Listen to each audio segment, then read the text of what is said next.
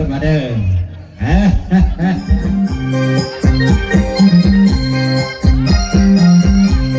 เอาเสียงต้องให้ทั้งเจ้าภาพมาเด้อ